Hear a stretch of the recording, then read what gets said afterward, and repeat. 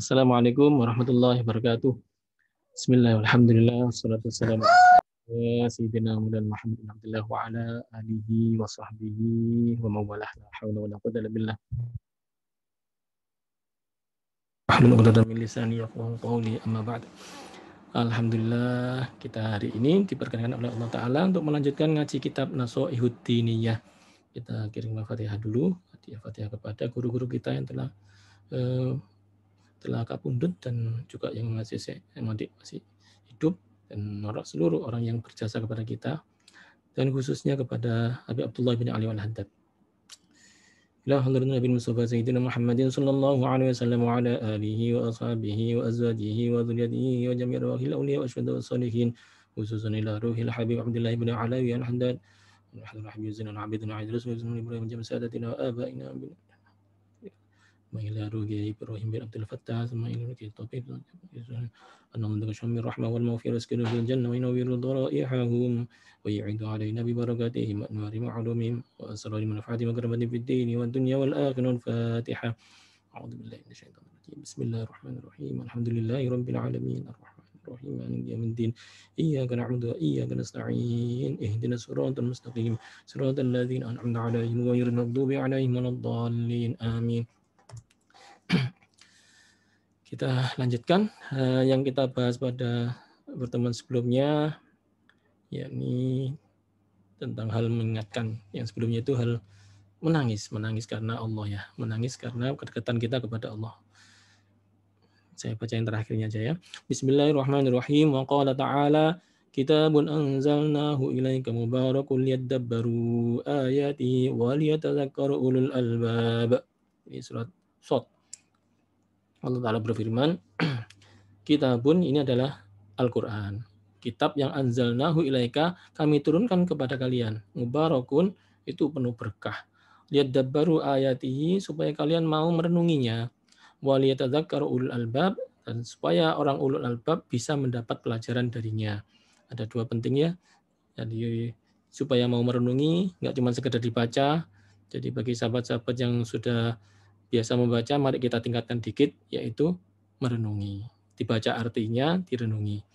Kemudian waliyatadhakkaru ulul albab, dan kalau bisa kita ambil apa ya clue peringatan yang disampaikan pada ayat ini untuk kita, gitu. Setelah direnungi maknanya, kita ambil sebagai peringatan. Mana ya yang dijadikan peringatan untuk kita, gitu. Jadi Al-Qur'an tidak sekedar dibaca teksnya saja, tapi juga direnungi maknanya, terus diambil nilai-nilai minal kitabil aziz dalam ayat yang lain, wa ma yadhakkaru illa ulul albab, dan tidak bisa mengambil berkahnya sebagai pelajaran kecuali orang yang ulul albab, yang mau menggunakan pikirannya. Sekali lagi, yang mau menggunakan pikirannya ini agak beda dengan orang yang tidak mau menggunakan akal pikirannya. Apa ada? Ya gak dipakai pikirannya. Banyak orang yang demikian sering disebut sebagai orang yang bodoh. Pokoknya gitu. Pokoknya bid'ah lah, sudah itu. Kalau sudah pokoknya itu tanda tidak mau menggunakan pikiran. Kalau kita berhubungan dengan orang yang jahil itu berarti bukan bodoh dalam arti IP-nya 1,5 itu bukan. Jahil itu bodoh dalam arti tidak mau menggunakan akal pikirannya. Disebutkan wa idza khatabahumul jahiluna qalu salama. Terus damai aja. Kalau sama orang-orang yang tidak mau menggunakan akalnya itu damai aja. Kalau kita layani pasti akan berantem. Kalau berantem akan mengganggu persahabatan dan juga mengganggu diri kita, ibadah kita. Soalnya hari-hari kita kan harus diisi dengan ketenangan tuh. Nggak boleh diisi dengan kesumpekan. Karena itu ya damai aja. Nah, kalau orangnya mau ulul albab, lumayan nanti. Maka dia bisa mendapatkan tadzkirah atau peringatan tunjuk dari Al-Quran. Yaitu wahum ulul aqli, orang yang menggunakan akalnya. Fanzur kaifa nafi tadzkir an ghairihim. Perhatikan di sini bahwa Allah Ta'ala mengkhususkan orang yang mendapatkan tadzkirah atau peringatan itu adalah hanya orang yang disebutkan di atas ini. Selain itu dia tidak mendapatkan petunjuknya. Siapa yang tiga itu? Kita baca, kama khassallahu ta'ala bitadzakuri ahlul inabah wa humur raji'un ilaihi. Wa ahlul khasyah wa humul khaifuna minhu wa ahlul iman wa hum al-musaddiquna bihi wa bi rasulihi wa bi wa'dihi wa wa'idihi. Ini ada 3 ini yang mendapatkan tazkirah. Bagi yang kepingin segera mendapatkan tazkirah masuk kelompok-kelompok 3 ini. Yaitu inabah, ahlul inabah itu orang yang mau roji'una ilaihi, kembali kepada Allah. Sehingga segala sesuatu yang terjadi itu dikembalikan kepada Allah, direferensikan kepada Allah. Sehingga kalau ada sesuatu yang nyaman misalnya, itu alhamdulillah dinyamankan oleh Allah. Sesuatu yang enggak nyaman, itu memang dikehendaki Allah seperti itu. Ini bukan karena kesalahan terjadinya sesuatu saja, ya saja itu hanya penyebab saja, tapi yang menjadikannya sesungguhnya adalah Allah.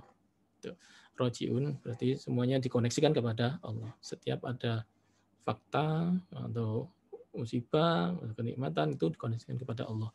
Ya cobaan dari Allah.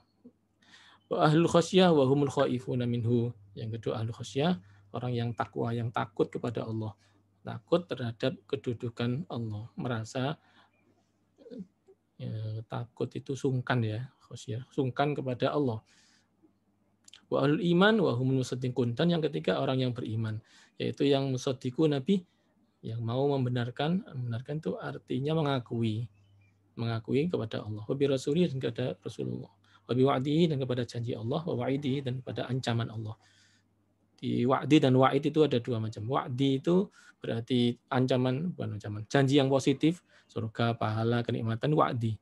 Wa'id itu ancaman, yaitu dosa, siksa, neraka, itu wa'id. Faqala Allah Ta'ala, Bismillahirrahmanirrahim. Huwallazi yuriikum ayatihi wa yunazzilu lakum minas samaa'i rizqan wa ma yatadzakkaru illa man yunib. Dia adalah Allah, yuriikum ayatihi, memperlihatkan kepada kalian ayat-ayat kebesarannya. Ayat-ayat itu tanda-tanda kebesarannya. Yurikum ini pakai fi'il mudhari' ya, artinya sedang dan akan. Berarti sekarang ini kita sedang diperlihatkan oleh Allah ayat-ayat kekuasaan, tanda-tanda kekuasaan untuk kita pelajari. Wa yunazzilu lakum minas samaa'i rizqan. Allah pula yang menurunkan rizki dari langit. Nggak tahu ini rizki ini berupa air saja. Tentunya tidak ya. Tidak hanya berupa air, berupa segala macam oksigen dan berbagai unsur yang lain yang dirizkikan oleh Allah Ta'ala dari langit. Wa ma yatadzakkaru illa man yunib. Dan tidak dapat mengambil pelajaran dari itu semua kecuali orang-orang yang mau yunib, yaitu rojiun, yang selalu mengembalikan segalanya itu kepada Allah. Gini hadirin ya, kita hidup di dunia ini tidak boleh susah-susah. Nggak boleh. Susah itu tidak mensyukuri, tidak terima. Susah itu bikin mood jadi buruk. Karena itu orang yang lagi susah itu biasanya yang mau punya rencananya jadi batal karena bad mood, tidak mood lagi. Susah itu juga penyakit. Soalnya banyak orang yang susah, akhirnya dia sakit. Sakitnya itu karena terlalu banyaknya kesusahan yang dia pikirkan. Jadi kalau demikian ceritanya, maka dia harusnya nurut kepada Allah supaya bergembira. Karena susah itu berdosa, maka dia harus bergembira. Ya, susah itu aslinya dosa ya. La takhaf wa la tahzan. Ya, kamu jangan takut dan jangan susah. Jadi nggak boleh susah itu. Kenapa kok begitu? Karena semuanya disetel, diatur oleh Allah Subhanahu wa taala. Emang dijadikan seperti itu. Dan itu kekuasaan Allah ya. Bukan karena kekalahan Allah, bukan. Ya, mungkin beberapa orang masih anggap itu, coba kamu nurut sama saya, kamu nggak akan jatuh. Enggak, emang ditakdir oleh Allah jatuh. Jadi kalau sesuatu yang sudah terjadi, itu jangan sampai disampaikan, kalau sudah terjadi, jangan sampai diungkit dengan kata kalau. Misalnya, mungkin ada bupati atau gubernur yang dipilih. Ternyata yang jadi itu berarti yang dijadikan oleh Allah ya dia itu. Nggak usah pakai kalau, lau, seandainya, coba menurut saya, coba, nggak boleh kita pakai coba-coba. Kenapa? Kalau yang sudah terjadi, itu harus kita koneksikan kepada Allah. Itu kehendak Allah, begitu. Harus selalu begitu. Yang terjadi pada diri kita, pada kampung kita, kepada pekerjaan kita, unit kita, masuk negara kita, yang sudah terjadi itu memang sudah diatur oleh Allah seperti itu. Ini kita koneksikan. Ini supaya kita nggak jadi orang yang murang-muringan, marah-marah, terus nyalah-nyalah, akhirnya berantem sendiri. Kadang dengan istri juga begitu, sudah terjadi, sudah itu dengan suami gitu. Yang sudah terjadi, kita kembalikan kepada Allah. Artinya itu sudah disetting oleh Allah Ta'ala.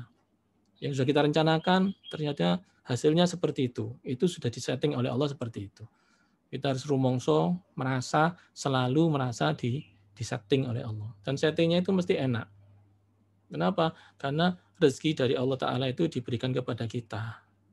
Ibaratnya kalau kita menghadiri acara selamatan misalnya ya, durenan atau syukuran, itu Anda nggak usah mikiri berkat, nggak usah. Yang mikiri berkat itu biar tuan rumah aja. Anda sebagai yang diundang cukup datang, duduk di situ, ikuti aja. Kalau suruh baca ya baca, suruh diam ya diam, dia lagi ceramah diam, kita ikuti aja terus. Nanti selesai akan ada berkatnya, dikasih. Nggak usah pakai protes. Saya nanti jangan lupa loh ya, berkatnya saya nggak usah gitu. Diam aja, nanti dikasih kok. Nah, yang tenang aja di dunia ini, nggak usah protes, nggak usah kepada Allah nggak terima, nggak diam aja, nanti dikasih berkah. Ya walaupun rezeki tadi itu kadang-kadang orang itu nggak pintar nyari. Kalau Allah Ta'ala menghendaki dikasih. Orang sakit aja tuh nggak bisa kemana-mana ya, tetap dapat rezeki kok, bisa tetap makan. Jadi nggak boleh ragu terhadap rezeki yang diberikan oleh Allah Ta'ala. Karena itu di sini ada kata-kata wa yunazzilu lakum minas sama'i rizqa. Kalian diberi rezeki kan itu. Misalnya hujan pun dari atas langit turun ke bumi. Bumi akhirnya jadi subur mengeluarkan makanan, buah-buahan, itu juga akhirnya jadi rezeki bagi manusia. Maka kita sekali lagi tidak boleh susah, tetap senang, selalu senang. Karena kalau kita senang, ibaratnya kalau bahasa ini hormonnya ya, namanya hormon endorfin ya, itu keluar maka imunnya jadi naik. Imunnya jadi naik, orangnya jadi kebal penyakit. Orangnya kebal penyakit, akhirnya nggak sakit-sakit. Meskipun ada kuman datang, ada virus datang, ada penyakit datang, dilawan oleh tubuh karena imunnya tinggi. Ya itu. Jadi kalau gitu senang itu ya berpahala. Maka silakan disenang-senangkan di rumah juga. Monggo sama siapapun ajak guyon. Terutama suami dan istri kalau bisa guyon aja, sebanyak mungkin guyonnya. Halatul aib istilahnya. Rasulullah itu kalau sama mantan anyar itu suruh, kamu senang-senangan aja.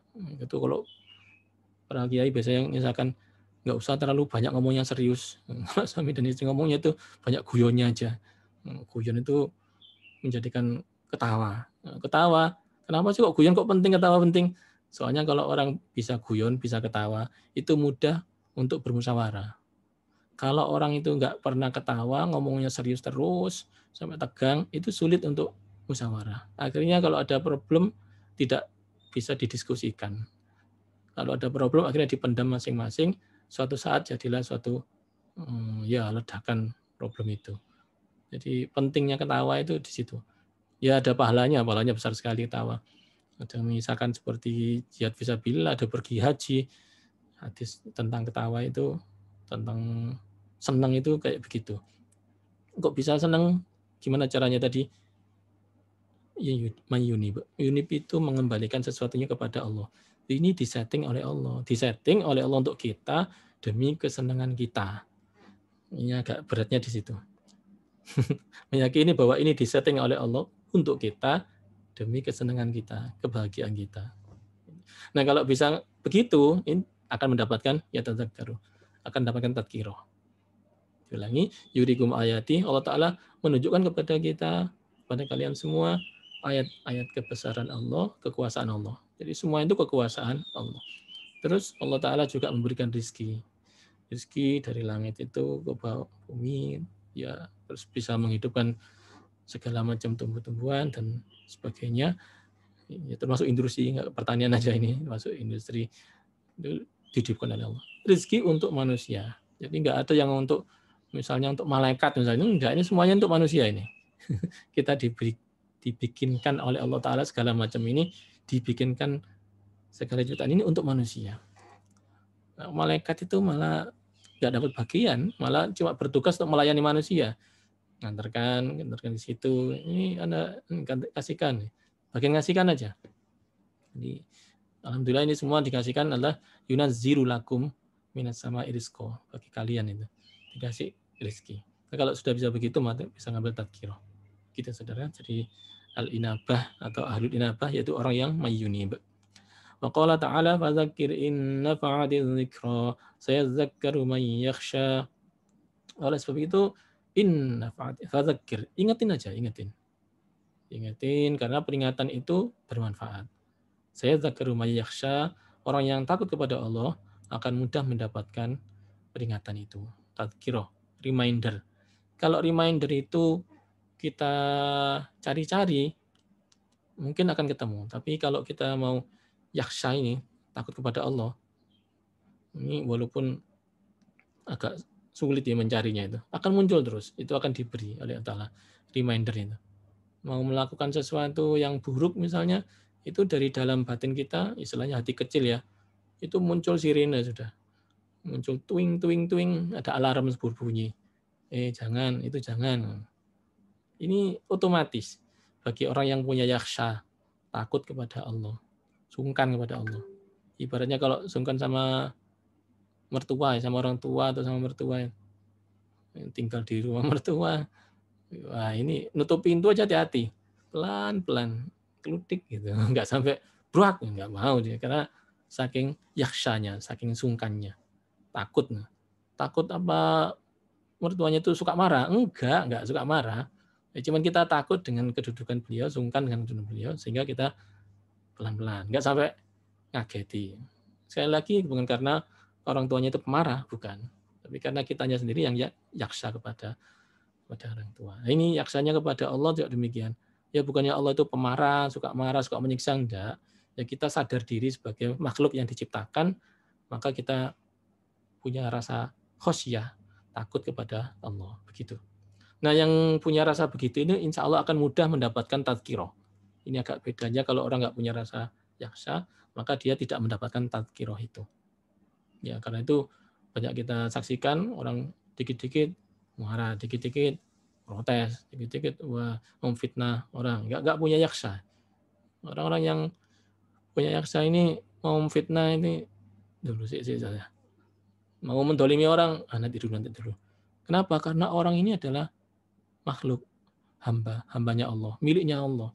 Kalau dia mendolimi dia, menyakiti orang itu, sama aja itu berurusan dengan Allah. Menyenangkan orang itu berurusan dengan Allah akan disenangkan balik. Menyusahkan orang berarti berurusan dengan Allah akan disusahkan balik. Itu kalau mau sungkan betul kepada Allah begitu. Jadi yang kedua ini yakhsha, itu dapat tadkirah. Berikutnya waqala ta'ala wa dzakir fa inna dzikra tanfa'ul mu'minin. Wa dzakir, ingatkan. Fa inna dzikra, karena dzikra itu, peringatan itu tanfa'ul mu'minin, bermanfaat bagi orang yang beriman. Iman itu percaya kepada Allah, kepada Rasul-Nya, kepada janji dan kepada ancaman. Maka kalau kita termasuk orang yang beriman, tenang aja. Nanti tadzkirah itu akan muncul dengan sendirinya. Diberi oleh Allah Ta'ala. Tiga berarti ini ya, tiga kelompok ini. Ahlul inabah, ahlul khosyah, ahlul iman. Kalau ahlul inabah, itu dalilnya dari surat Ghafir, ayat 13. Ahlul khosyah, dalilnya dari surat Al-A'la, ayat 9-10. Ahlul iman, dalilnya surat Az-Zariyah, ayat 55. Yang kalau kita beriman akan mendapatkan manfaat dari tadzkirah itu. Demikian. Ini hal tentang diingatkan oleh Allah Ta'ala. Baik. Itu kita lanjutkan. Fasyara'at tadzakkur wa amara bihi wa rasuluhu wa rasulihi. Wa amara bihi wa rasulihi umuman. Tadzkirah ini kita mengingatkan kepada siapapun ini, kita juga mengingatkan ya. Kita mendapat peringatan, kita juga mengingatkan.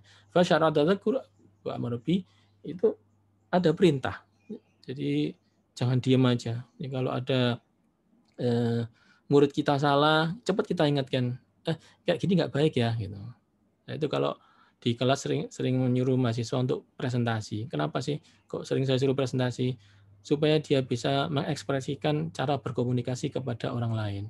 Seringkali dari cara presentasinya itu keluar omongan-omongan yang tidak seharusnya. Kayak gitu nggak sopan kayak gitu ya. Itu menyakitkan perasaan orang yang mendengarkan gitu. Misalnya ada orang bertanya ya, oh, saya tanya, ulang apa ini kok bisa jadi begini? Itu dia jawab, oh, gini aja kok nggak tahu Anda itu. Anda seharusnya tahu bahwa, bentar-bentar, ngomong ngono itu menyakitkan perasaan orang. Jangan. Kasih tahu aja. Kalau dia tanya itu berarti nggak tahu. Sudah kasih tahu. Nggak usah diejek-ejek, nggak usah dihina. Ini seringkali orang kan gampang sekali lisannya itu menghina. Makanya saya suruh presentasi itu supaya itu. Tangannya, gaya tubuh ya. Mungkin kakinya, matanya, tangan kadang nuding-nuding orang. Nuding itu nggak sopan. Ayo dibetulkan lagi posisi tangan yang benar gimana. Nah, di sini perlunya disuruh latihan presentasi. Nah, tidak hanya presentasi, tapi dalam hubungan lahiriah batinnya dengan orang lain itu perlu dilatih. Perlu diingatkan kalau ada yang salah. Baiklah, mengingatkan kepada murid, mengingatkan kepada anak. Kalau ada kekeliruan, kita ingatkan lagi. Tentu saja mengingatkannya itu dengan mengingatkan, bukan memarahi, bukan menghina. Yang banyak ini justru menghina. Wah, kamu itu pemalas, memberikan label. Label itu nggak penting. Bahaya malah. Kalau labelnya negatif, itu bisa mengubahnya menjadi orang yang negatif. Kamu itu ngantukan, ngantukan. Kamu itu pemalas, kamu itu pemarah. Kamu itu orang yang loser, kalahan. Jangan dikasih label. Yang salah di mana betulkan itu aja. Jadi kalau misalnya ada gelas taruh di meja terus tumpah mejanya, tumpah gelasnya, airnya tumpah. Udah diingatkan aja, ya ambil lap, bawa ke sini, ini di lap ya. Nggak usah dilokno, kamu itu orang yang ceroboh, nggak hati-hati, nggak usah gitu. Santai aja. Ini sering terjadi nih. Kalau ada kekeliruan sedikit, langsung yang keluar adalah label. Mohon maaf ya. Dan guru-guru di kelas juga begitu. Anak sudah mau maju ke papan tulis ke depan itu sudah hebat. Ini sudah nulis masih dicowok lagi. Ada salahnya sedikit aja, kamu nggak belajar pasti. Ini kenapa kok bisa salah? Ini nggak bisa menghargai. Orang Islam tidak boleh begitu. Orang Islam tidak boleh menyakiti perasaan. Kalau ingatkan, ingatkan aja. Karena itu adalah bagian dari syariat. Fasyaroat tadzakur. Tadzakur atau mengingatkan itu adalah bagian dari syariat. Karena bagian dari syariat, lakukan dengan sesungguh-sungguhnya, sebenar-benarnya. Dengan sungguh-sungguh. Sesuai dengan yang diperintahkan oleh Allah Ta'ala. Bukan dengan menyakitkan. Wasyarat tadzakur, maka ingatkan. Itu berupa perintah syariat. Wa amara bihi rasuluhu umuman. Dan Rasulullah juga diperintah seperti ini. Wa amara bihi rasulahu umuman. Jadi Rasulullah sendiri diperintah oleh Allah untuk mengingatkan. Siapa aja, mulai zaman beliau belum jadi nabi, belum jadi rasul itu sudah biasa.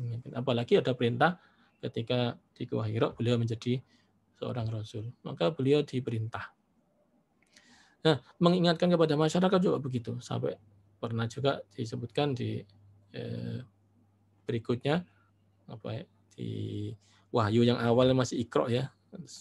Rasulullah pulang menggigil dan seterusnya. Ternyata yang Wahyu berikutnya adalah periode kedua, ya ayyuhal muzammil qum fa'anzir. Itu betul-betul disuruh bangun Rasulullah itu. Bangunlah dan ingatkan orang-orang. Rabbuka fakabir. Kamu juga jangan lupa bertakbir kepada Allah dan seterusnya. Itu adalah perintah. Memang Rasulullah sendiri diperintah. Maka kita sebagai pewarisnya juga mengikuti. Tidak segan-segan mengingatkan. Sekali lagi mengingatkan bukan menghina. Kadang-kadang gagal fokus. Bukan mengingatkan tapi menghina. Seorang atasan kepada bawahnya, pimpinan kepada anak buahnya, yang dilakukan seringkali bukan mengingatkan tapi menghina. Kalian tuh memalas sekali ya, kamu itu bodoh sekali, masa gini aja nggak bisa. Ini sekali lagi bukan peringatan tapi penghinaan. Jadi kalau peringatan disebutkan langsung, misalnya ada surat, oh ini tanggalnya dibetulkan ya, tanggal sekarang ini tanggal 21 ditulis ya. Oke. Diingatkan namanya itu tadzkirah. Ketika anak buahnya melayani orang itu dengan cara yang kasar misalnya, diingatkan. Tadi itu siapa ya? Oh tadi itu, nah itu kalau ngomong caranya begini, nggak usah ngomong kamu itu jahat, kamu itu orang yang nggak usah, itu pelebelan, penghinaan. Sekali lagi kita mengingatkan, bukan menghina. Fasyara tadzakru amara bihi rasulullah umuman. Ini banyak nih sekarang ini lagi musim di media sosial, terutama Twitter ya, lagi rame-ramenya orang yang mengingatkan, tapi ternyata isinya bukan mengingatkan, tapi menghina. Ya, kita bisa lihat sendiri. Yang disebut ternyata bukan peringatan tapi penghinaan kepada yang diingatkan. Tentu saja yang diingatkan akan tersinggung. Sesuatu yang sampai menimbulkan ketersinggungan yang nggak akan dilakukan. Yang ada adalah penolakan. Justru kemarahan akhirnya permusuhan. Oke. Baik. Terus yang kita ingatkan siapa? Umum. Siapapun itu berhak kita ingatkan. Wa khassa binafil mu'min, meskipun yang akan mengambil efek dari peringatan itu adalah orang yang mukmin. Ya nggak semua orang akan berefek terhadap peringatan itu. Tapi kita mesti mengingatkan. Mengingatkan syukur, kita ingatkan. Orangnya jadi bersyukur, ada. Tapi banyak juga yang tidak jadi bersyukur. Dan itu juga adalah milik Allah. Hak Allah untuk menjadikan orang itu jadi ingat atau jadi tidak ingat. Nggak usah nyalahkan diri sendiri, nggak usah nyalahkan siapapun. Dalam Al-Quran juga disebutkan bahwa Allah Ta'ala yang berhak memberikan hidayah kepada seseorang. Bahkan Rasulullah sendiri itu sebagai Rasul ya, itu masih sebagai hamba, bukan sebagai Tuhan. Itu tidak punya hak untuk memberi hidayah. Disebutkan dalam Al-Quran ayat yang berbunyi, innaka la tahdi man ahbabta, walakinnallaha yahdi man yasha. Nabi Muhammad itu mungkin merasa sudah mengingatkan, tapi kok masih dablek ya orang ini ya. Maka Allah Ta'ala nggak usah sampai sedih gara-gara itu. Sebab innaka la tahdi man ahbabta. Kamu nggak akan bisa, wahai Nabi Muhammad, engkau nggak akan bisa memberikan hidayah kepada seseorang. Innaka la tahdi man ahbabta. Meskipun dia orang yang kau cintai, nggak bisa. Misalnya Abu Thalib misalnya. Abu Thalib itu ya sudah, ya beliau cinta sekali omong Abu Thalib itu yang memelihara beliau, membela perjuangannya beliau. Dipaksa-paksa supaya syahadat ya agak sulit. La tahdi man ahbabta. Kamu nggak bisa memberi hidayah kepada seseorang. Walakinallah yahdi man yasha. Yang bisa memberi hidayah itu Allah Ta'ala saja. Dan itu kepada orang yang dikehendakinya. Sekali lagi, kadang-kadang peringatan kita itu nggak digubris. Nggak apa-apa. Jadi kalau misalnya kita punya pendapat, ngapain saya mengingatkan? Nggak akan bisa. Saya ini siapa? Itu godaan-godaan seperti itu. Nggak apa, ingetin aja. Diingetin. Ya, tentu saja caranya tadi sekali lagi yang baik. Bukan menghina, tapi mengingatkan. Ada tips di sini, karena di sini disebutkan sebagai itu hak Allah Ta'ala untuk mengingatkan seseorang, maka jangan lupa pamitan kepada Allah. Setiap mengingatkan, pamitan dulu kepada Allah. Kadang-kadang kita itu untuk makan dan minum aja nggak lupa bismillah. Tapi untuk mengingatkan orang, lupa bismillah. Nah ini terlalu sembrono. Jadi kalau mau mengingatkan, misalnya Nun Sewu ya, ibu-ibu mau mengingatkan suami misalnya, bismillah dulu. Bismillahirrahmanirrahim. Pamit kepada Allah, baru diingatkan. Orang tua mau mengingatkan kepada anaknya, bismillah dulu. Bismillahirrahmanirrahim. Suami gitu, mau ngasih tahu, atasan mau ngasih tahu, bawahnya mau ngasih atasannya, tetap bismillah dulu. Pertanyaannya, kalau setelah saya bismillah, saya ingatkan, terus dia nggak mau ingat, itu bagaimana? Nggak apa-apa, nggak usah bingung. Yang penting Anda sudah menyampaikan proposal. Soal proposalnya accepted, nanti urusannya Allah. Mungkin nggak sekarang. Bisa saja peringatan tadi itu sudah tersampaikan, sudah disubmit peringatannya, disampaikan. Terus accepted-nya kapan? Mungkin saat itu juga ya. Mungkin masih agak lama. Gitu. Bagi mahasiswa yang bingung mikir submit paper biasanya ngerti ini. Kalau sudah submit paper itu kadang-kadang langsung accepted tanpa revisi.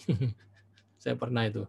Jurnal internasional terindeks Scopus itu saya pernah sampai ya, berapa macam pengalaman tadi. Accepted langsung tanpa revisi. Wow, padahal tinggi itu impact faktornya di International Osteoporosis Journal.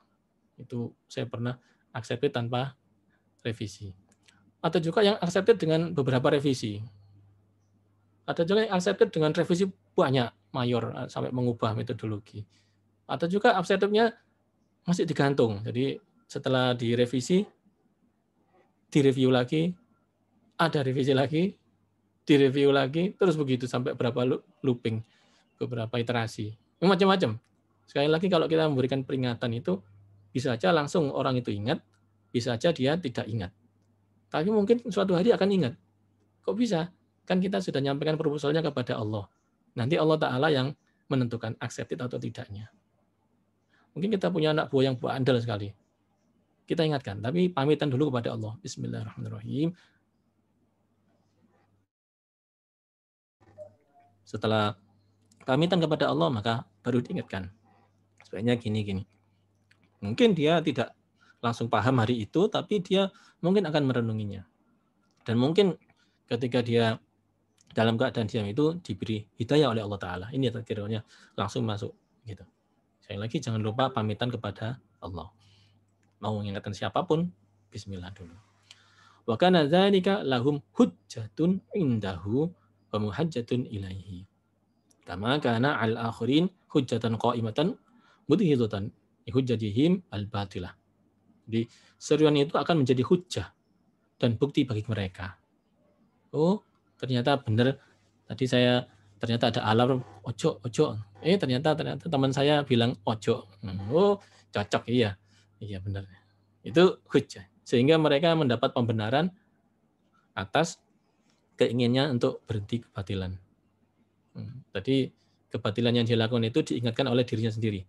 Nah, sekarang ada teman yang ikut mengingatkan. Ada keluarga yang ikut mengingatkan. Maka ini ada pembenaran di sini. Oh iya, memang aku harus segera berhenti dari batilan ini. Sedangkan yang tidak mukmin akan menjadi alasan untuk menolak hujah batil mereka. Orang yang enggak beriman itu akan juga mendapatkan manfaat dari sini ini. Kalau dia mau mikir lagi, berupa penolakan terhadap hujah kebatilan mereka.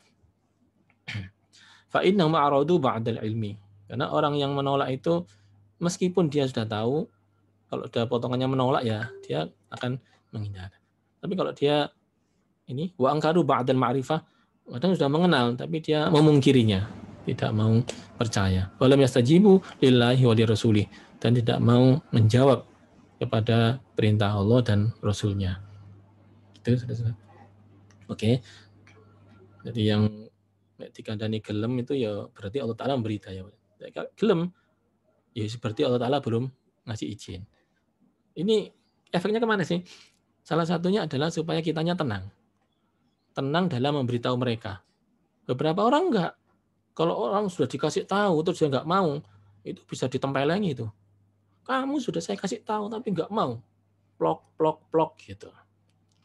Wah ini alirannya Islamnya aliran ini. Misalnya kemarin tuh ya, yang apa Syiah ya. Wah Syiah. Terus langsung diserbu, orangnya diusir dari kampungnya. Na'udzubillah min dzalik. Ya tentu saja dosa seperti itu. Orang punya hak kok. Hak terhadap darah itu dihormati oleh Allah. Hak terhadap kepemilikan itu dihormati oleh Allah Ta'ala. Itu pidatonya Rasulullah pada Haji Wada itu. Itu hak atas 5 ya di dalam Imam Syatibi sudah merumuskan itu ya. Maqasidus syariah itu ada 5. Itu semua adalah hak kemanusiaan yang harus dipatuhi oleh siapapun. Nggak boleh dengan atas nama memberitahu lantas merampas hak itu. Sayyidina Umar juga pernah waktu itu salah satu gubernur di Mesir ya. Insya Allah sahabat Amr bin As itu ternyata mau bikin perluasan masjid. Ternyata di sebelahnya masjid tadi itu ada rumah seorang Yahudi. Maka di lobi nggak bisa, langsung dirobohkan gitu aja. Dibikin masjid. Ya, Yahudinya protes, datang kepada Sayyidina Umar di Madinah. Perjalanan jauh. Dia belum kenal dengan Sayyidina Umar lagi. Sampai di Madinah, ternyata ketemu Sayyidina Umar. Sayyidina Umarnya lagi di babon, tiduran, lagi santai. Ya ceritanya lucu ceritanya. Ternyata lagi santai, nggak dikenali kalau itu adalah khalifahnya. Saya cerita, ada apa aku sini? Ini cerita gini. Terus dikasih tulang. Ini kasihkan ke gubernurnya. kasih tulang, tapi tulangnya dikasih garis pakai pedang, red gitu. Maka orang itu heran, kok bisa mengingatkan bener kok pakai tulang. Sampaikan ini dari Sayyidina Umar. Ternyata betul. Setelah sampai di Mesir, melihat tulang itu yang ada garisnya, terus langsung diperintahkan. Tadi rumahnya sih Yahudi ini sebelah mana sih itu? Dibangun lagi. Jadi dibangun ulang, direnovasi. Gara-gara tadi dianjurkan untuk masjid. Kenapa kok sampai gitu? Ini tulangnya dikasih garis lurus. Ini artinya saya disuruh menjalankan syariat agama ini secara lurus. Nggak boleh bengkok menurut hawa nafsu. Terus tulangnya, nah, kalau kamu dikasih tahu nggak nurut ya, saya jadikan tulang. Saya tebas pakai pedang ini. Gitu. Ini Yahudinya akhirnya syahadat gara-gara keadilannya Sayyidina Umar. Nah, haknya seseorang jangan sampai dilanggar. Meskipun dia tidak manut. Contohnya, orang itu sudah dikasih tahu, harusnya Islam itu begini. Ternyata dia Islamnya begitu.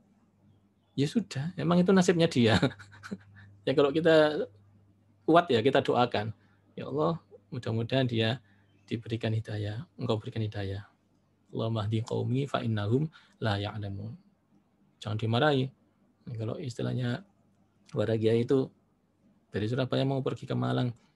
Mas, Malang mana? Nah itu, jalan itu ya. Kamu terus ke selatan terus. Ahmad Yani itu ke selatan terus, nanti sampai Malang. Oh baik. Ternyata dia pergi ke utara, nggak ke selatan. Mas ini, kamu tadi kan bilang mau pergi ke Malang. Udah saya kasih tahu arahnya selatan. Kenapa kamu kok ke utara? Loh, saya kepingin ke utara. Nggak bisa, kamu harus ke selatan. Sini kamu saya tempeleng. Plak. Masa gitu? Nggak lucu tentu saja. Jadi kalau dia kasih tahu bahwa arah ke Malang itu ke selatan, dia paham, ya sudah selesai. Walaupun dia nekat ke utara, itu urusannya dia. Nggak usah kita itu memaksakan pendapat. Gitu. Jadi santai aja. Biarkan. Kita doakan. Terutama yang nggak mau berhenti korupsinya, ya sudah, kita doakan. Soal hukuman, ada sendiri tuh, Allah Ta'ala sudah ngatur. Bagus aturannya itu. Ada KPK-nya, macam-macam. Emang kadang-kadang nggak bisa dicegah. Ya sudah, biar kita doakan pada Allah Ta'ala. Nah kalau kita jadi penguasa ya kita bisa mengatur ya dengan biadihi. Nggak bisa ya babil lisanihi, kalau nggak bisa ya babil qalbihi. Meskipun itu ataful iman. Bahkan kita doakan. Saya punya sejarah ceritanya Kiai Hamim Jazuli, Gusmi. Di Jakarta itu ada sebuah tempat di dekat Blok M. Itu ada tempat ya apa sih namanya itu tempatnya, jadi lupa lagi. Dekatnya stadion itu dekat Bulungan. Nah, itu bagi yang tahu daerah sana itu ya. Dulu Gusmi sering di situ sampai malam, sampai pagi. Waktu awal itu ya kumpul sama orang mabuk begitu.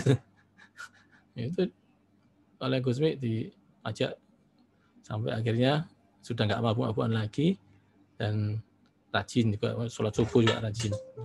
Itu kejadian itu sering terjadi. Dan di Surabaya Gusmi juga di hotel di Jalan Panglima Sudirman ya, itu halo, kedengaran suaranya ya? Halo? Nah di sana oleh Gusmi diajak itu orang-orang yang ya mungkin hidupnya penuh kemaksiatan itu. Baik, ada satu doa yang beliau ucapkan, pokoknya bunyinya begini. Silakan dipakai kalau mau pakai ini, silakan. Allahumma kama farahtahum fid dunya farrihhum fil akhirah. Allahumma kama farahtahum fid dunya farrihhum fil akhirah. Ya Allah, sebagaimana mereka gembira di dunia ini, mohon gembirakanlah mereka di akhirat kelak. Itu apa efeknya? Orang yang gembira di dunia dengan perbuatan maksiatnya yang dia itu sok tahu, sok puasa, sok segala sok dipakai itu yang merugikan orang, kok malah didoakan gembira. Ya, mereka tentu saja melakukan kejahatannya itu dengan penuh riang gembira karena dia mendapatkan hawa nafsunya, menuruti hawa nafsunya, dia senang. Tapi kenapa didoakan agar gembira di akhirat? Karena begini, Kalau orang digembirakan di akhirat, itu artinya sebelum dia meninggal, dia itu sudah tobat. Kalau sudah tobat, tentu dia sudah menghentikan kejahatannya itu. Tuh kan, luar biasa. Allahumma kama farrahtahum fid dunya, ya Allah sebagaimana engkau telah menggembirakan mereka di dunia ini, farrihhum fil akhirah. Gembirakanlah mereka di akhirat. Ini insya Allah doanya Imam Hanafi ini. Cerdas Imam Hanafi. Jadi dengan doakan mereka gembira. Bukan mencelakakan ya. Allahumma laknat, ya Allah laknatlah mereka. Enggak. Itu bukan potongannya Ahlussunnah wal Jamaah itu. Bukan potongannya Rasulullah. Potongannya Rasulullah itu didoakan supaya dapat hidayah. Bukan didoakan laknat. Ini gayanya Rasulullah begitu. Ini persis gayanya Nabi Ibrahim. Nabi Ibrahim itu kalau berdakwah itu beliau matur pada Allah begini. Faman tabi'ani fa innahu minni wa man 'asani fa innaka ghafurur rahim. Ya Allah, orang-orang yang manut kepada saya itu orang saya, teman saya ya Allah. Wongku. Fa innahu minni. Boloku. Wa man 'asani fa innaka ghafurur rahim. Tapi orang yang maksiat kepada saya, orang yang menentang saya, ya bagaimana ya Allah, engkau kan Maha Pengampun, jadi ya mohon ampunilah. Engkau kan Maha Penyayang, jadi mohon sayangilah mereka. Jadi Nabi Ibrahim lucunya itu enggak bilang, ya Allah ampunilah mereka, enggak, tapi fa innaka ghafurun. Mohon, enggak langsung mohon supaya diampuni, tapi mengatakan bahwa sesungguhnya engkau Maha Pengampun. Rahim Maha Penyayang. Bukan sayangilah, tapi engkau kan Maha Penyayang ya Allah. Gitu. Halus banget. Ini Nabi Ibrahim itu halus sekali. Karena itu sikap-sikap beliau ini yang menjadi panutan dari Rasulullah, ya, sikapnya Nabi Ibrahim. Karena itu kalau kita sholat di tahiyat akhir itu selalu ditambahkan kama shallaita ala Sayyidina Ibrahim wa ala ali Sayyidina Ibrahim. Ya Allah, berilah salat kepada Nabi Muhammad sebagaimana engkau telah memberi salawat kepada Nabi Ibrahim dan keluarganya. Jadi yang dipakai itu selalu Nabi Ibrahim wajahnya. Karena gayanya Nabi Ibrahim begitu itu. Saking sayangnya kepada umat. Rasulullah begitu juga. Meskipun dakwanya ditentang, bahkan dilempari batu, Rasulullah mendapat tawaran untuk diangkatkan gunung yang di sana itu terus ditimpakan kepada orang yang maksiat tadi. Ternyata Rasulullah nggak mengambil kesempatan itu. Jadi justru Rasulullah menyampaikan doa, ya Allah, mahdi qaumi, ya Allah, berilah hidayah kaumku ini. Fa innahum la ya'lamun. Mereka gitu karena mereka belum tahu, ya Allah. Kalau tahu nggak akan gitu lagi. Ini luar biasa ini. Luar biasanya apa? Banyak orang saat ini mengaku sebagai umatnya Rasulullah, kepingin melaksanakan sunnah Rasul, kembali ke Al-Quran dan hadis dan sebagainya, tapi mulutnya penuh laknat. Penuh doa buruk. Mudah-mudahan dia sakit, mudah-mudahan dia nyosop, mudah-mudahan dia geblak. Laknatnya Allah, mudah laknat. Ini nggak boleh begitu. Itu bukan meniru Nabi Muhammad, nggak boleh. Udah serius ini. Jadi jangan pernah kalau orang yang nggak manut, orang yang menentang, orang yang kasar tadi itu didoakan buruk, jangan. Kita ikut caranya Rasulullah aja. Nanti Gusmi malah lebih halus lagi itu. Iya. Bukan sekedar didoakan mendapat hidayah, tapi tambahin lagi itu. Ya Rasulullah yang ngajari itu. Rasulullah yang ngajari seperti itu. Didoakan supaya gembira di surga. Ya Allah, berikanlah kegembiraan sebagaimana engkau gembira di dunia, gembirakanlah dia di akhirat kelak. Tapi enggak usah ditambahi. Kalau bisa segera ya Allah, matikan sekarang juga. Jangan, enggak usah tambahi begitu. Ini serius ya, memang kita mau doakan dia supaya gembira di akhirat. Nah, gitu. Bisa ya, mudah-mudahan bisa, insya Allah bisa. Dikurangi itu bagi yang suka mengkurang ajarkan, suka mengutuk, melaknat itu coba dikurangi, terus hapus. Kalau laknat-laknatan nggak ada kutuk-kutukan. Sudah, kita kalau mengingatkan, ingatkan aja. Mau, alhamdulillah. Nggak mau, itu ya kita doakan kepada Allah supaya dimaafkan, supaya diberi kasih sayang oleh Allah Ta'ala. Kalau sudah disayangi, mesti beres itu, iya kan? Kalau sudah dimaafkan Tuhan kan beres. Kok beresnya di mana? Ini saya kasih tahu lagi contoh lain. Keberesan tuh begini. Seorang istri kepada suami, misalnya bentak-bentak, marah-marah, ngomel-ngomel, itu dosa enggak? Dosa kan? Nah karena dosa, maka hatinya jadi keras. Karena hatinya keras, maka sulit untuk dikasih tahu. Karena sulit untuk dikasih tahu, maka setiap pemberitahuan kepada dia itu akan tertolak. Ibaratnya kalau dia itu adalah batu, kemudian dilempar dengan kerikil, mesti kerikilnya mental. Beda kalau dia itu adalah tanah yang lembab, yang becek, tanah yang berair, basah, tanah yang basah. Ibaratnya dia itu tanah yang basah. Kita lempari kerikil, pasti kerikilnya mesti nancep ya, tep gitu. Karena adalah tanah yang basah. Bagaimana? Hati yang keras tadi itu tidak siap menerima nasihat. Obatnya apa? Si tanah tadi harus disiram air. Airnya harus kalau bisa agak banyak sehingga dia betul-betul lembab, betul-betul lembut. Kalau sudah lembut maka dia siap menerima tadkirah. Nah, bagaimana caranya supaya dia hatinya tidak keras? Hatinya keras kan gara-gara kakek dosa, kebanyakan dosa. Dosanya kepada siapa? Kepada Allah. Gara-gara berdosa kepada suaminya. Maka suaminya harus segera memaafkan dulu. Dimaafkan. Kalau sudah dimaafkan maka dosanya akan diambil oleh Allah Ta'ala, dihapus dosanya. Kalau sudah dihapus dosanya, maka hatinya jadi lembut. Kalau hatinya jadi lembut, maka dia siap menerima nasihat. Begitu ceritanya. Ya kepada siapapun, kepada kawan misalnya, kalau kita masih belum siap untuk memaafkan itu, sebisa mungkin jangan memberi nasihat. Kalau sudah bisa memaafkan, baru silakan beri nasihat.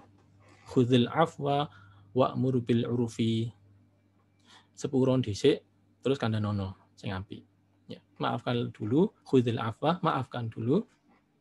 Wa'mur bil urfi, terus kasih tahu yang baik. Jadi urutannya begitu, jangan dibalik. Kasih tahu dulu baru dimaafkan. Oh, salah. Error itu nanti mendal. Dimaafkan dulu, kita sudah menguasai diri kita, emosi kita, udah maafkan. Kalau masih belum bisa maafkan, masih ada emosi sini, jangan, pasti tambah rame. Jadi kalau ada istri dikasih tahu suaminya terus makin rame, itu yang salah siapa? Yang ngasih tahu. Yang dikasih tahu belum siap kok dikasih tahu. Nunggu sampai dia siap. Kapan? Ya setelah yang ngasih tahu ini bisa memaafkan. Kalau yang ngasih tahu belum bisa memaafkan, jangan dulu menasihati. Mental gitu. Monggo diterapkan. Jadi jangan sampai kita mudah ngasih tahu tapi tidak mudah memaafkan. Percuma. Sebelum memberitahu harus memaafkan. Baik, kita lanjutkan sedikit. Fa innahum aradu ba'dal ilmi wa ankiru ba'dal ma'rifah wa lam yastajibu lillahi wa rasulih. Dalam Al-Qur'an disebutkan wa qalu qulubuna fi akinnatin mimma tad'una ilaihi wa fi adanina waqru wa min bainina wa bainika hijab fa'amal innana 'amilun. Mereka berkata hati kami berada dalam tutupan yang menutupi. Jadi ada covernya, yang cover itu jadi hijab penutup.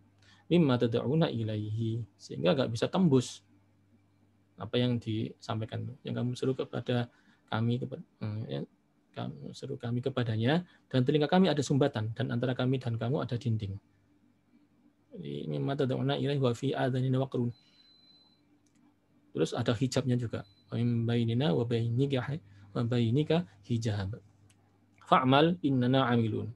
Udah lakoni aja sekuat tenaga. Walaupun mereka nggak mau misalnya, nggak apa-apa, sampaikan. Terus orang itu menter dikum nggak teles, diopong nggak makan, ya nggak apa-apa, wis tetap dikasih tahu aja, dikasih tahu. Ya kita maafkan tadi ya, maafkan terus dikasih tahu. Fa'mal, lakonono ya nggak apa-apa. Innana amilun, ya Allah Ta'ala sendiri juga memberikan penilaian kepada kalian seberapa kalian. Jadi yang dinilai Allah Ta'ala bukan hasilnya tapi prosesnya.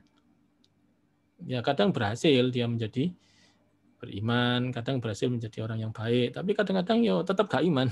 Tetap gak baik. Biarin aja. Itu haknya Allah untuk mengubah seseorang. Di ayat lain, wa qasamu billahi jahda aymanihim la in ja'ahum nadhirun la yakununna ahda min ihdal umam falamma ja'ahum nadhirun ma zadahum illa nufura. Wa aqsamu billah. Mereka itu sampai bersumpah kepada Allah, atas nama Allah dengan sifat-sifat sumpah. Sesungguhnya jika datang kepada mereka seorang pemberi peringatan, niscaya mereka akan lebih mendapat petunjuk dari salah satu umat-umat yang lain. Tatkala datang kepada mereka pemberi peringatan, maka kedatangannya itu tidak menambah kepada mereka kecuali jauhnya mereka dari kebenaran. Bisa jadi diilingno gak tambah apik tambah elek. Bisa jadi ada kejadian seperti itu. Ya, sekali lagi kita pamit dulu kepada Allah Ta'ala. Mohon izin ya Allah mau ngasih tahu ini. Bismillahirrahmanirrahim. Itu baru dikasih tahu. Nah, soal mereka nanti nurut, alhamdulillah. Istilah Nabi Ibrahim, wa man tabi'ani fa innahu minni. Ya Allah, yang nurut kepada saya itu teman saya, bolo saya. Tapi wa man asani yang enggak nurut sama saya, fa innaka ghafurur rahim. Ya pasrahkan pada Allah untuk diampuni, bukan pasrah kepada Allah untuk disiksa. Dia enggak nurut ya Allah, maka siksalah dia. Enggak. Nabi Ibrahim enggak gitu gayanya. Ghafurur rahim. Rasulullah, Nabi Muhammad juga enggak begitu gayanya. Itu hadirin hal tentang mengingatkan. Saya tunjukkan dalilnya.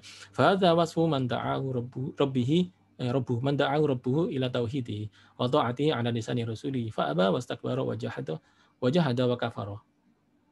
Ini adalah sifat orang yang disebut Tuhan kepada yang diseru oleh Tuhan kepada pentauhidan dan taat perintah Rasulullah. Tentu saja kita mengingatkan supaya dia mengambil jalan yang benar, yang baik lah. Masuk wong kok gitu tuh, melanggar itu namanya. Sayangnya banyak di antara mereka itu fa'aba, menolak. Yang repot tambah lagi wastakbaro, sombong. Kamu itu siapa ngasih tahu saya itu? Nah, itu sombong namanya. Sombong itu definisinya adalah batrul haq wa ghamtun nas. Jadi melawan kebenaran dan menghina orang lain. Itu namanya sombong. Oh ya, kemarin ada yang tanya, bagaimana kalau saya tes wawancara, terus saya tunjukkan segala macam kemampuan yang saya punya? Oh, itu bukan sombong. Batrul haq itu melawan kebenaran. Itu melawan kebenaran enggak? Enggak, menunjukkan kemampuan. Terus menghina orang enggak? Enggak, itu enggak ada hubungan sama orang lain. Ini bahasa saya kok ini. Oh, berarti enggak sombong. Jadi kalau lagi tes wawancara ya tunjukkan segala kemampuan, portofolio, kepintaranmu sampaikan semua, prestasi yang pernah kamu capai sampaikan semua. Nah, konteks-konteks yang demikian bukan termasuk sombong. Kalau sombong itu batrul haq. Jadi melawan kebenaran. Dan menghina orang lain. Wastakbaro, ini sombong biasanya terjadi kalau dia merasa lebih tinggi. Kok diingatkan sama yang lebih rendah. Wajahada, ya, nggak mau percaya, melawannya. Wakafaro, dan kufur, lawannya iman. Tapi waman amana bilisanihi wa saddaqa bidhahirihi wa ankara biqalbihi fahuwal munafiq. Ada kalanya orang yang beriman dengan lisannya dan membenarkan dengan dohiriahnya, dengan lisannya, dengan aktivitas fisiknya nurut. Wa ankara biqalbi, tapi artinya sebenarnya dendam, artinya sebenarnya itu melawan. Fahuwal munafik. Ini yang potongan disebut munafik. Munafik itu lahiriahnya api, tapi batiniahnya ternyata bertentangan, melawan. Allazi lahu ma lil kafiri wa alaihi ma alaihi min ghadabillahi wa la'natihi. Kasihannya munafik ini dia akan mendapatkan apa yang diberikan kepada orang kafir. Wa alaihi ma alaihi, dan mendapatkan yang enggak enak. Alaihi itu beda dengan lahu ya. Alaihi biasanya dikonotasikan untuk hal negatif, siksa misalnya. Karena itu disebut di sini min ghadabillah, min gini bayan ini menjelaskan bahwa yang disebut adalah murka Allah, wa la'natihi, dan laknat Allah. Laha ma kasabat wa 'alaiha ma kasabat gitu kan ya. Lahanya itu baik, wa 'alaihanya itu buruk. Dia mendapatkan kebaikan dan mendapatkan keburukan dari apa yang dia kerjakan. Jadi mumpung ngiling ya, mumpung ingat ada manten kan jadi didoakan kan. Barakallahu lak wa baraka 'alaik. Ini sama, barakallah, mudah-mudahan Allah memberikan barokah kepada kamu, laka. Terus belakangnya baraka alaika, dan mudah-mudahan diberkahi oleh Allah alaika, atasmu. Jadi orang kadang ketikanya jadi bingung. Mudah-mudahan berkah Allah untukmu dan atasmu. Bingung toh? Apa bedanya untukmu dan atasmu? Ya, laka dan alaika bedanya di situ. Maksudnya mudah-mudahan Allah memberi barokah kepada kalian tatkala kalian senang kan sama istrinya, suaminya, istri sama suami itu akrab gitu ya, lagi sangat kasih sayang, rukun gitu, barokah. Barokah alaika, barakallahu lak wa barokah alaik ya. Dan mudah-mudahan tetap mendapat berkah meskipun saat kamu mengalami musibah, mengalami cobaan, sehingga mungkin saling bersih tegang. Nah, itu mudah-mudahan tetap ada barokahnya. Barokahnya apa? Ya barokahnya dia akan saling belajar, saling mengetahui, saling memahami, saling mengerti, akhirnya bisa memecahkan persoalannya itu bersama-sama. Jadi barokah itu ziyadatul khair, adanya nilai tambah bagi orang tersebut. Ini kadang suka ada yang tanya, bedanya barokallahu lak kan artinya mudah-mudahan Allah memberikan untukmu dan atasmu. Jadi bukan itu artinya. Ya. Mudah-mudahan Allah memberikan barokah kepada kalian saat suka dan duka. Saat suka barokah, saat duka barokah. Soalnya yang ngomong kan saat suka lalai, saat duka nggak terima gitu. Jadi jangan-jangan. Tapi saat suka ya tetap barokah, saat duka itu tetap barokah. Barakallahu lak wa barokah alaik. Wa jama'a bainakum bi khair, dan akhirnya kalian berdua rukun. Wa man amana bi qalbihi wa lisani. Ini tadi untuk yang munafik ya, mendapatkan lahu malil kafir, mendapatkan apa yang enaknya orang kafir dan apa yang tidak enaknya orang kafir. Apa enaknya orang kafir itu? Ya semaunya sendiri menurut hawa nafsu di dunia. Tapi wa man amana bi qalbihi wa lisani, tapi bagi orang yang beriman dengan hati dan lisannya, lahir batinnya iman, wallahu ya'ma faradallahu alaih min taati, tapi kenyataannya dia suka melalaikan fardu kewajiban yang diwajibkan Allah Ta'ala untuk taat. Bertiga bima haramallahu alaih, dan suka melanggar yang diharamkan oleh Allah min maksiatihi, dan maksiatan. Fa'amaruhu fi ghayatil khadri. Fa'amruhu, maka kondisi dia ada dalam ghayatil khadri, pada puncak bahaya. Wa yakhsha alaihi, sangat dikhawatirkan illam yatadarakahu Allahu bitaufiqi li taubati khalisah. Kalau sampai dia tidak segera mendapatkan taufik, petunjuk dari Allah untuk bertobat, maka dia sangat dikhawatirkan. Qabla mamatihi, apalagi kalau sebelum meninggal dia belum sempat taubat, sangat dikhawatirkan. Ayal tahin qabil munafiqin wal kafirin. Dikhawatirkan apa? Khawatir terklasifikasi sebagai munafik dan kafir. Wa yakunu ma'ahum fi narillahil muqaddah. Narullahil muqaddah. Jadi dikhawatirkan masuk neraka yang udah dinyalakan, dihidupkan. Muqaddah itu udah disumet ya, dihidupkan. Allati tattali'u al-afidah, yang panasnya itu sampai naik menuju ke dalam, sampai ke dada, ke hati. Jadi kakinya dipanggang sampai ke panasnya sampai ke hatinya. Inna alaihim usada fi amadim mumaddada. Sampai di sini dulu yang kita bahas. Kesimpulannya kita ingatkan hamba Allah ini, umat Rasulullah ini, jangan bosan-bosannya. Ya, seperti acara ngaji ini, saya mengingatkan kepada diri saya sendiri dan mengingatkan kepada hadirin. Hadirin juga begitu, sedang mengingatkan juga kepada dirinya sendiri, dan juga mungkin balik mengingatkan kepada saya, terus kepada keluarganya, kawannya, dan sebagainya. Nggak usah bosan-bosan mengingatkan. Saling mengingatkan ini penting. Tapi jangan sampai diiringi dengan penghinaan. Saat ini lagi rame orang tidak bisa membedakan antara kritik dan hinaan. Koyok-koyoke mengkritik, koyok-koyoke. Ngakunya dia mengkritik, tapi kenyataannya bukan mengkritik, tapi menghina. Koyok-koyoke memberi informasi, kayak-kayaknya. Tapi ternyata dia justru memfitnah. Diolah informasinya sehingga jadi barang baru fitnah. Na'udzubillah min dzalik. Jadi sekali lagi yang bagus itu memang tadkirah, mengingatkan, tapi jangan sampai tergoda meleset menjadi menghina. Tetap pada kondisi kita semula. Dan ini untuk yang siap menerima peringatan tadi, kita mesti tahu ini ahlul inabah, ahlul iman, dan ahlul khosyah. Jadi kalau orangnya itu bukan tiga ini, agak sulit dia menerima peringatan. Gitu. Jadi nggak usah kaget kalau diingatkan terus nggak mau, yus panjang bukan bagian dari tiga ini, ya sulit ya untuk diingatkan. Tapi tetap kita ingatkan, karena yang diperintah adalah kita oleh Allah Ta'ala untuk mengingatkan. Demikian, mudah-mudahan bermanfaat. Ini kita akhiri dengan berdoa.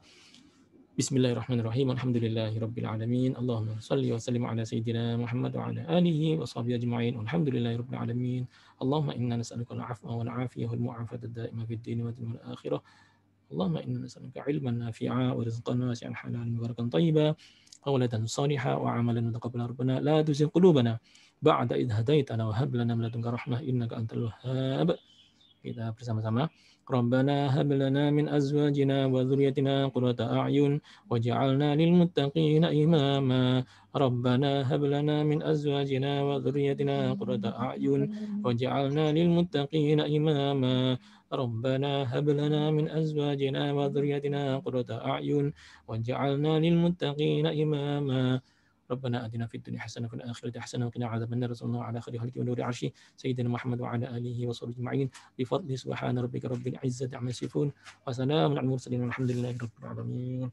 السلام عليكم ورحمة الله وبركاته. Waalaikumsalam warahmatullahi wabarakatuh.